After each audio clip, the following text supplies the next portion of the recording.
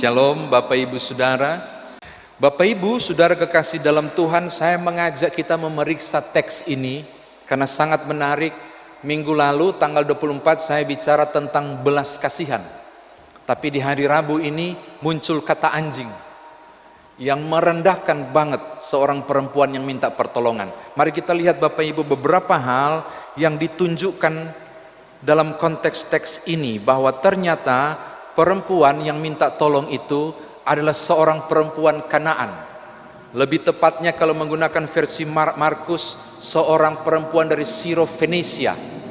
Itu berada di daerah Syria, tapi juga di sekitar daerah Tirus dan Sidon. Sehingga tidak heran disebut Siro itu Venesia, barangkali dari kata Sidon itu. Dan untuk saudara tahu bahwa dia bukan bangsa Yahudi, dia orang asli Kanaan yang bisa saja adalah penyembah Baal dan bukan penyembah dari Tuhan yang disembah oleh orang Israel. Dan catatan menariknya adalah ketika orang Israel memandang orang bukan orang Yahudi, ketika orang Israel memandang orang yang tidak sebangsanya, mereka akan memandang mereka dengan sangat hina. Bahkan seringkali disetarakan dengan binatang. Kadang mengucap bangsa lain, termasuk Kanaan ini, mereka akan menyebut misalnya keledai-keledai dungu itu biasa dipakai untuk betapa orang Israel Yahudi itu tidak senang dengan bangsa-bangsa yang lain. Ini catatan saya pertama supaya saudara melihat ini. Nah, rupanya perempuan dari Siro-Fenisia ini atau perempuan Kanaan ini, anaknya sedang sakit kerasukan setan. Dan kalau saudara baca ayat 22, merujuk ayat 23, dia sudah minta Tuhan tolonglah. Ayat 23 bilang dia teriak-teriak. Cara mintanya bilang, Tuhan tolong bantu saya dong dan dekati. Enggak, karena barangkali banyak orang berbondong-bondong, tidak ada akses dia untuk mendekati Yesus. Yang ada adalah dia teriak, Yesus, Yesus tolonglah. Dan para murid sangat terganggu. Berarti saudara, ketika dia ditolak oleh Yesus pertama kali, dia tidak menyerah. Ini catatan saya yang pertama. Ketika dia ditolak pertama kali, aku datang untuk anak-anak Israel. Aku datang bukan untuk orang-orang di luar Israel. Ditolak dia. Tapi ternyata dia tetap meminta. Ketika ditolak, dia tidak mundur. Ketika ditolak, dia makin menggebu justru sambil berteriak barangkali, Yesus tolonglah saya. Ketika dia ditolak, dia tetap maju terus. Ini catatan saya yang pertama. Yang kedua, sudah nggak tahan barangkali, dan akhirnya bisa berhadapan dengan Yesus. Tolong lihat ayatnya yang ke-25. Seperti ibadat tanggal 24 yang saya bicarakan, si orang sakit kusta itu menyembah, demikian perempuan ini. Coba lihat ayatnya yang ke-25 bacaan kita. Yesus bilang di ayat 24, aku diutus hanya kepada domba-domba yang hilang dari umat Israel. Dia tolak. Penolakan kedua terjadi. Dia maju, dia menyembah, dan dia bilang begini, tolonglah aku. Satu kalimat pendek, tolonglah aku. Tapi jawab Yesus sangat mengagetkan Bapak Ibu. Saya sendiri waktu pertama kali kenal teks ini, saya juga kaget. Tiba-tiba Yesus menggunakan istilah yang sangat perih. Tidak patut mengambil roti yang disediakan bagi anak-anak dan melemparkannya kepada anjing. Wow. Ini bukan cuma penolakan. Kalau saudara baca sepintas, ini penghinaan. Ini menjatuhkan martabat seorang perempuan yang sedang bergumul memohon belas kasihan. Mari kita telaah. Benarkah Yesus setega itu? Kan harus diperiksa Bapak Ibu. Benarkah dia begitu menghinakan perempuan ini? Saya mau kasih tahu Bapak Ibu. Istilah anjing itu ada kata kuon. Kata kuon itu berarti anjing liar. Dan istilah kuon ini selalu disebutkan orang Israel kepada bangsa-bangsa non-Yahudi yang begitu mereka benci. Mereka akan mengatakan, kuon kau, anjing liar kamu, engkau adalah anjing liar. Itu hal yang biasa. Yang mengejutkan saya, ketika Yesus menolak dan berkata, tidak baik memberi roti kepada anjing, Ternyata kata anjing yang dia pakai bukan kuon, anjing liar.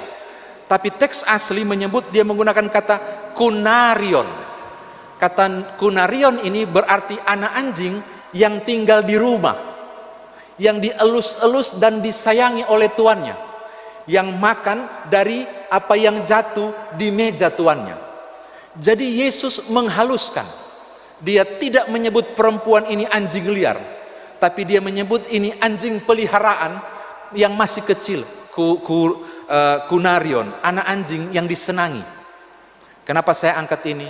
Mau katakan kepada saudara, Yesus tidak menggunakan bahasa hati. Dia menggunakan bahasa budaya yang biasa pada waktu itu.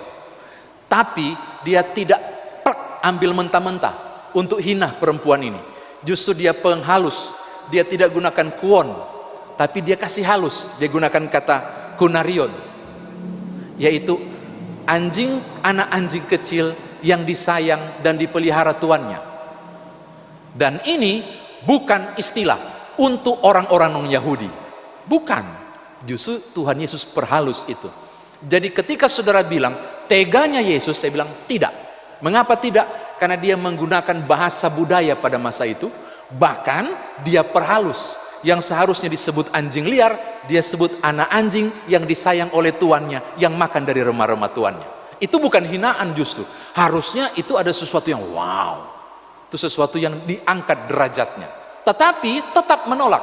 Sebab roti ini untuk orang Yahudi.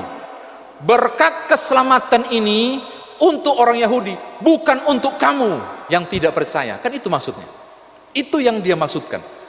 Lalu penolakan tadi ketiga ya, keempat terjadi.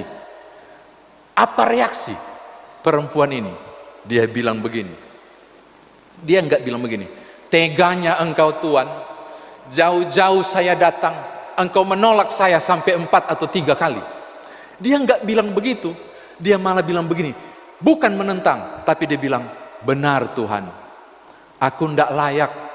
Aku bukan anak-anak dari keluarga itu. Aku cuma peliharaan kecil yang ada di meja, di bawah meja Tuhan. Tapi untuk Tuhan tahu, remah-remah roti itu jatahku. Saudara tangkap maksud saya. Ketika dia ditolak, dia bukan mundur. Dia ambil celah untuk meyakini. Tidak dapat roti pun tidak apa-apa Tuhan. Kalau aku dianggap tidak layak untuk masuk kategori anak-anak Yahudi itu, dan memang aku nggak layak, nggak apa-apa. Secerca belas kasihan yang ditumpahkan itu cukup untuk memulihkan anakku. Dan itu saya bilang iman. Dan tidak heran ketika ayat 28 Tuhan bilang, ibu, imanmu luar biasa. Saudara lihat, ini luar biasa loh Bapak Ibu. Betapa kemudian dia tahu posisi. Hal ketiga saya mau bilang, perempuan Sirofenisia atau perempuan Kanaan ini, dia tahu diri. Aku memang bukan anak. Aku tidak tempatkan diri anak untuk bilang, rubahlah saya untuk dapat. Enggak. Dia cuma bilang, aku betul cuma anak anjing kasihan. Yang kalau boleh dapat remah-remah. Dia mau bilang, untuk dapat kasih karuniamu aku enggak layak. Tapi tumpahannya cukup untuk kebutuhanku. Apa maksudnya Bapak Ibu? Ketegarannya itu berpindah menjadi iman yang luar biasa. Saya kira demikian firman Tuhan ditafsirkan bagi kita. Nah sekarang bagaimana saudara dan saya bawa dalam kehidupan beriman kita? Yang pertama Bapak Ibu, berapa sering saudara mendapatkan jawaban tidak dari orang lain, penolakan dari orang lain, dan saudara mengalami kekecewaan? Saya mau tanya, meningkatkan kualitasnya. Seberapa banyak saudara mendapat jawaban tidak dari Tuhan? Hari Minggu kemarin saya bicara tentang belas kasihan. Jika engkau mau, engkau dapat mentahirkan saya. Soal dijawab oleh Tuhan atau tidak, itu soal belas kasihan. Tapi kita perlu meneladani perempuan yang luar biasa ini. Ditolak dia tidak menyerah. Ditolak dia berusaha. Ditolak dia tetap maju. ditolak kemudian dia rubuh di depan Tuhan. Bahkan diinjak-injak dalam model bahasa, dia bahkan bukan mengatakan dia mulia, tapi dia tetap maju di dalam kerendahan. Saya ingat Matius 7 ayat 7. Itu menggunakan tenses yang kalau di Inggris kan unending present continuous tense. Artinya begini, bukan cuma mintalah maka akan diberikan, carilah maka akan mendapat, ketoklah maka pintu akan dibukakan. Bukan. Kalau gunakan tenses aslinya artinya begini, mintalah, mintalah, mintalah, mintalah, mintalah, mintalah, mintalah, mintalah, sampai tengah malam ini benda habis-habis. Cari, ketok, ketok, ketok, ketok, ketok. Yang saya mau katakan kepada saudara, ketika dia tidak menyerah, dia terus maju. Selama masih ada peluang kasih karunia, oh dia maju. Dan dia dapat jawaban, yaitu dia mendapatkan kesembuhan. Ini hal yang pertama. Hal yang kedua Bapak Ibu, itu berarti saudara diajar untuk tidak menyerah. Itu berarti imanmu tetap ada di porsinya. Ketika diacukan dan ditolak, sakit makin bertambah, bisnis makin hancur, persoalan luar biasa. Jangan kerdilkan iman. Seperti perempuan Kanaan ini, tetap besarkan iman. Ini luar biasa. Dia tetap percaya, dia tetap yakini, dia tidak menyerah. Saya mau katakan hal yang ketiga, kedua bagi saudara. Mau tutup firman Tuhan ini. Banyak orang, ketika masalah besar, imannya jadi kerdil. Perempuan Kanaan ini ditolak berapi-api, imannya tetap stabil. Aku memohon belas kasihan. Saya mau tutup bilang begini, tidak peduli berapa kali saudara gagal dan jatuh, mengalami berbagai penolakan, dan betapa besar persoalan menghalangi saudara, saya mau bilang, jangan menyerah, jangan kecilkan iman, tetap percaya, tetap bertahan. Bisa jadi pada esok hari, kesempatan berikut, berapa bulan nanti, atau seterusnya, belas kasihan Allah dicurahkan kepada engkau dan keluargamu. Tuhan berkati Bapak Ibu. Haleluya. Amin.